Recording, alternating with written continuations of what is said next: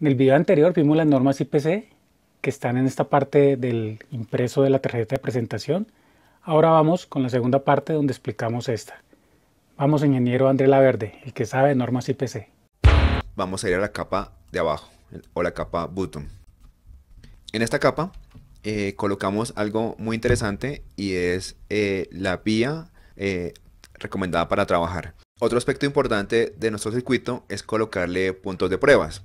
Los puntos de pruebas son unos elementos que nos van a permitir probar el circuito para verificar su funcionamiento. Y esto depende pues de la estrategia de pruebas que tengamos montada en nuestro proyecto. También es importante tener en cuenta el ambiente de trabajo en el que va a estar el circuito, porque de acuerdo a eso pues puede cambiar la huella. Otro aspecto importante es el marcado de las huellas, o sea los componentes donde vamos a ensamblar un componente.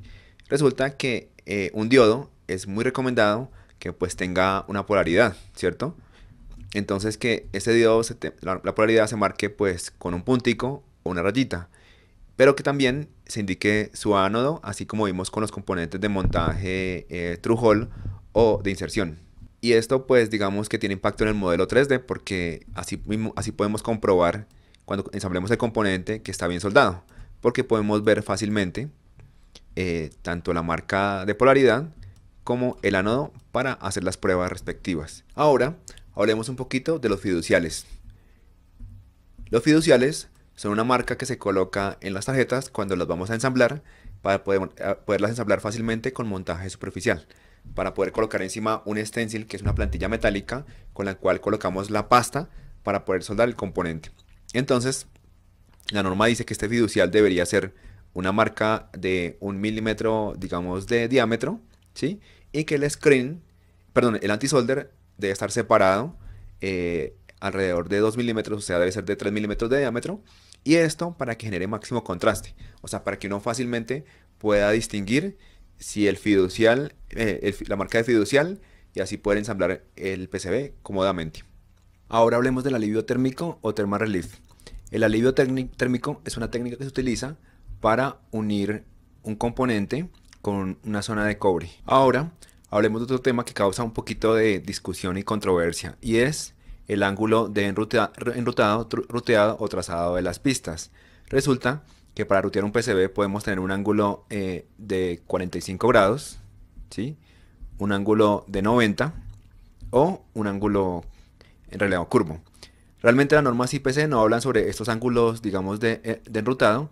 Lo único que dicen es que el ruteo, digamos, debe ser lo más óptimo y eficiente posible, y dan unas topologías de ruteo de alta frecuencia.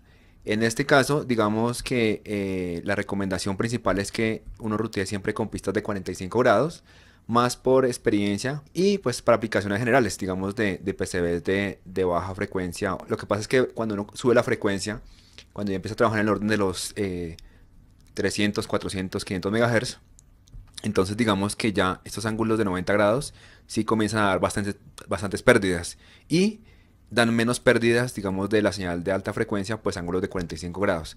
Entonces siempre este es un tema, digamos, de discusión, pero básicamente como regla general es recomendado pues usar ángulos de 45 grados. En alta frecuencia hay un cambio de impedancia que puede afectar la señal que va viajando por ahí. Otro aspecto muy importante que hablan las normas IPC son sobre las huellas de los componentes y cómo es muy importante investigar muy bien y estar seguro acerca de las características de los componentes para no cometer errores en la fabricación, el ensamble y las pruebas. ¿Y esto por qué? Porque cada característica de los componentes de montaje superficial hace que la fabricación de un PCB sea más compleja, el ensamble también, y sea aún más difícil de probar. Por tanto, es muy importante, digamos, identificar, por ejemplo, de los componentes pasivos, pues el espaciamiento entre pines, el pad necesario para que sea soldado, y en los elementos, por ejemplo, pasivos, a veces pasa que se equivocan mucho, nos equivocamos mucho en los componentes. Por ejemplo, un integrado tipo SOIC, que significa Small Outline Integrated Circuit, o sea, circuito integrado de pequeña señal, de 16 pines, viene en dos presentaciones. Viene en presentación gruesa y viene en presentación delgada. Y también pasa que el componente también tiene que tener completamente identificado pues sus pines, nuevamente en el cuerpo del componente y en el pin número 1 para no equivocarse. Asimismo, por ejemplo, un componente tipo SOIC de 8 pines, como cualquier componente de montaje superficial, es muy importante identificar el pitch, porque el pitch pues define las características de fabricación, de ensamble y pruebas. El pitch o distancia entre el centro de los pines, pues típicamente en un inicio el montaje superficial era de 1.27 milímetros, que equivale a 50 mils o 0.05 pulgadas.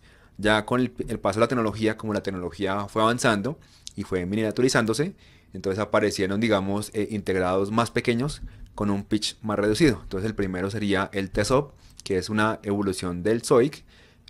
La T significa, puede significar thin o la S string, algo así como un encapsulado más pequeño, más delgado, más bajito o más reducido.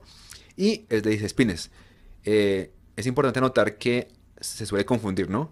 A veces cuando uno no investiga bien, entonces confunde el SOIC de 16 pines grueso con el delgado o con el TESOP. Entonces imagínense si uno compra un componente y diseña para otro componente. Si yo compro el TESOP y diseño para el SOIC, pues no lo puedo soldar sencillamente, ¿sí? Me toca o cambiar la tarjeta o cambiar el componente. Entonces es muy importante también entender el pitch. El pitch de este tipo de componentes puede ser de 0.65 milímetros y en general de montaje superficial, pues el pitch comienza a ser en unidades milimétricas.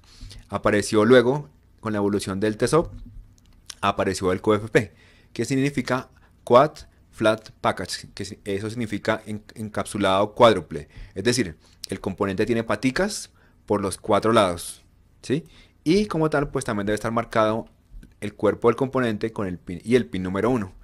El pitch de ese tipo de componentes pues también suele ser más pequeño, pues suele ser de 0.65 o menos, 0.5 milímetros y hasta 0.4, ¿no? Este empaquetado máximo puede almacenar hasta 208 pines. Y apareció también el otro pitch, pues 0.5 milímetros, que ya viene a ser fine pitch, o sea, paso fino. Digamos que hay pitch normal, pero a partir más o menos de 0.5 hacia abajo, el pitch se llama fine pitch, o sea, pitch fino. Y también se presentan integrados.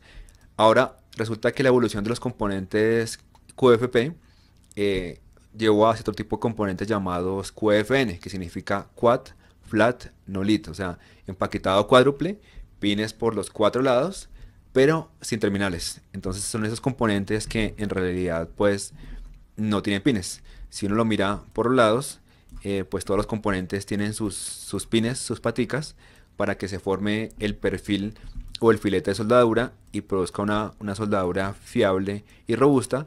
Sin embargo, este tipo de componentes pues tienen como una especie de terminaciones que no son pines y pues debe estar muy bien diseñado para que se pueda soldar. En caso de que uno no sepa, es mejor pedir ayuda de un experto para no tener dolores de cabeza con la fabricación o con el ensamble de este tipo de componentes.